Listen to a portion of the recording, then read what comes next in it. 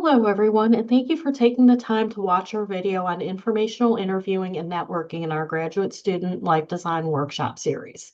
This video is a slightly edited version of our live hybrid workshop on this topic that we held last fall.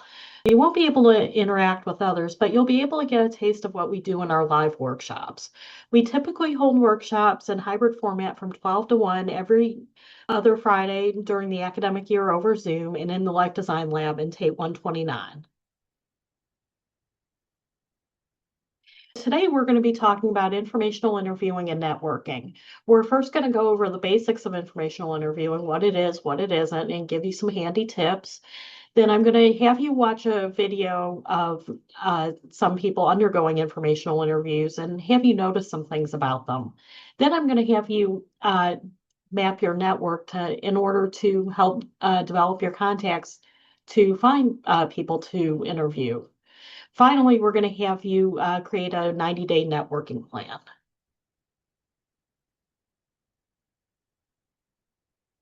Informational interviews allow us to understand the needs of the organizations and fields with which we are interested in engaging. The ability to connect with and understand the needs of the workplace and industry influences the questions you might ask as you are learning about opportunities. They can help you to tell your story more effectively in your quest to land opportunities, and it can influence how you navigate within the workplace once you get there.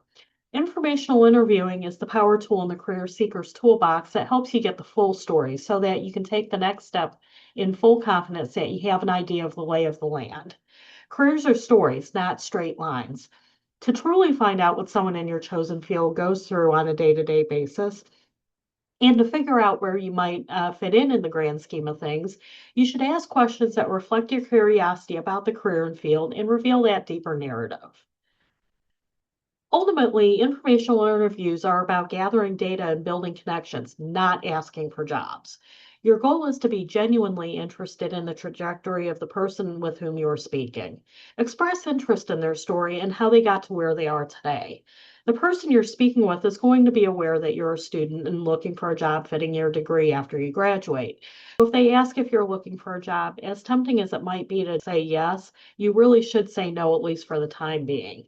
If nothing else, until you talk to them and gather more data, you don't know whether the field's really a good choice for you. What kind of things can we learn in an informational interview? We can learn about the other person's story and path. You can learn about yourself in the process. Does this resonate with you? Can you see yourself doing what they're doing? You can learn the language of the domain. You can also learn where you might fit in, how you could contribute right now and in the future. You can also learn if you have skill gaps that need filling, and you can invite the domain to become familiar with you. I want to give you some pro tips for mastering that conversation because I understand informational interviews can be awkward if you don't have experience with them. Before and during the conversation, the most important thing is you want to be genuinely curious. You want to do your homework ahead of time. Look the person you're interviewing up on LinkedIn and their company's website, or check with the person that referred you if somebody referred you. Because you want to be able to ask insightful questions that signal that you have a basic idea of what the field entails. Generally, it's better to have informational interviews in person rather than virtually. If you have to do them virtually, it's better to do them over Zoom with the camera on than over the phone. If all else fails, you can do it over the phone. If you do end up having the interview in person, offer to buy the coffee because they are doing you a favor. At the end of the interview, ask for 3 more referrals and follow up with them because that helps you continue to build up your network. You can approach this with a simple question like, if you were in my position, what would you suggest next?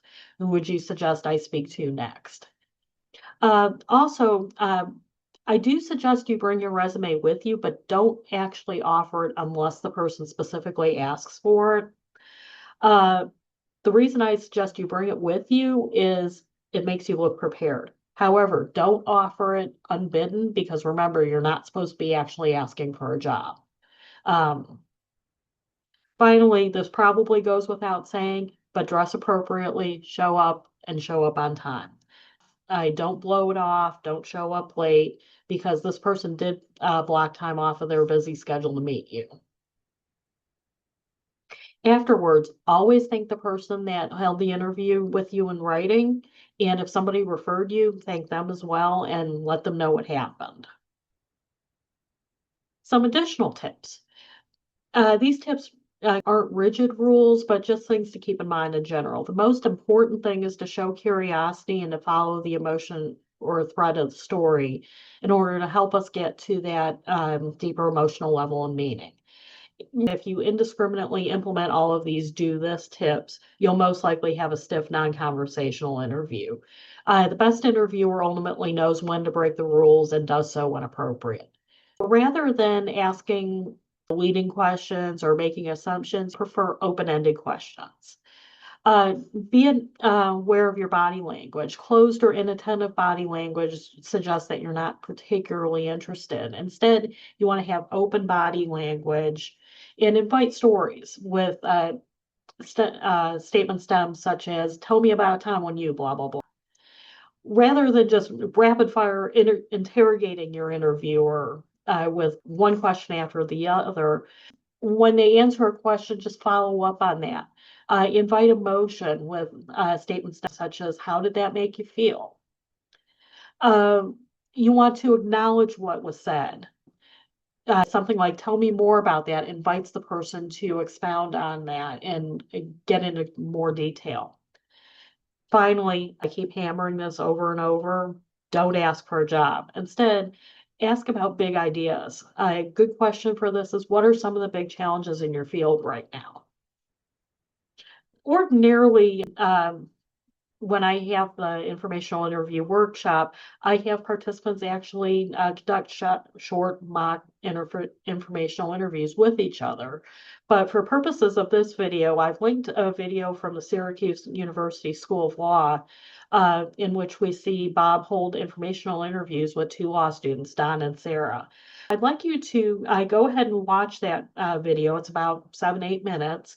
After you've watched that video, please take a few moments to reflect on what you saw and what you might incorporate in your own practice. Here are some questions that can help guide your reflection. What did you notice about Don's interactions with the firm? What did you notice about Sarah's interactions with the firm? How much do you think Don got out of his informational interview? What about Sarah, and why do you think that? Finally, who do you think made the better impression with Bob and his assistant, and why do you think that? In the second part of this video, we're going to talk about network mapping. This is going to help us figure out who we know. One common objection to informational interviewing many people voice is that they don't feel like they know anyone who can help them get the information or the connections they seek. We can reframe this to consider that our networks are actually a lot larger than we think they are, especially when we consider that we can often discover awesome opportunities from completely unexpected sources. Mind mapping is a tool you're probably familiar with. We often use mind maps when we need to figure out how concepts fit together. Designers use mind maps often when they're trying to solve a problem and they find themselves stuck. We'll now combine both of these uses, both figuring out the lay of the land and help to get us unstuck, to help you discover the breadth of your personal network. How do we traditionally think of professional networks? Normally, most people tend to think of professional networks as rather small, tight-knit, and insular. Maybe your advisor or PI, your supervisor if you're working a full-time job, close family or friends if you're in the same field, maybe some classmates you're particularly close to or colleagues you work closely with. If you think of professional networks this way, I can see why the idea of informational interviewing seems like it would produce little bang for the buck. Let's reframe this. Your professional network's actually a lot bigger than you think. Consider this. Each of the people at the ends of the spokes in this network themselves know people that are in different situations than yourself. You can reach out to these people to get diverse perspectives beyond your own narrow vantage point. Your colleagues and classmates have their own professional network that you can tap into as well. Sociologists call these second and third order people, quote unquote, weak ties in relation to ourselves. While the name weak ties implies something negative, weak ties are actually very much positive for the job seeker. Mark Granovetter is a sociologist who originally developed this idea, and he argued that weak ties are so powerful because of diversification. Every time we reach out to people we don't know as well, we're expanding our perspectives and our sources of information and opportunities rather than just relying on the same few people with the same ideas over and over again.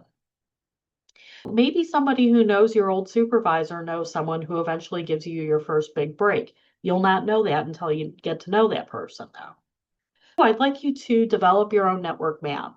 I'll have a blank network map worksheet linked in the description and on our hub site as well. I'd like you to download that and take a few minutes to sketch out your own personal network map. In the first layer, these are these big people here. I'd like you to list your advisor or PI, your committee members, any other faculty members in your department that you have a relationship with, anybody you've collaborated with for research or work. If you're working currently, your supervisor, your fellow students in your cohort, and any former coworkers you're close to, or if you have close friends or family members or friends in your field of interest, go ahead and list them here as well. For your second order layer, these are these smaller people here on the outside. Include alumni from your program, former coworkers or supervisors you're not as close to, anybody they collaborate often that you've not worked with yourself to start. You can also include colleagues of people in your first layer under your second layer as well. If you're aware of anybody in the third layer, people that are connected to these people, go ahead and add them as well. You can flesh that out later in LinkedIn.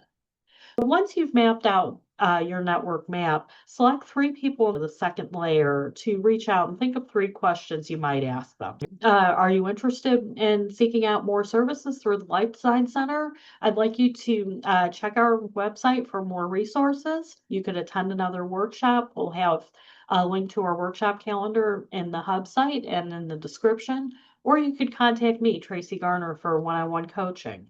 Again, thank you for watching this video for the Life Design Center and have a wonderful day.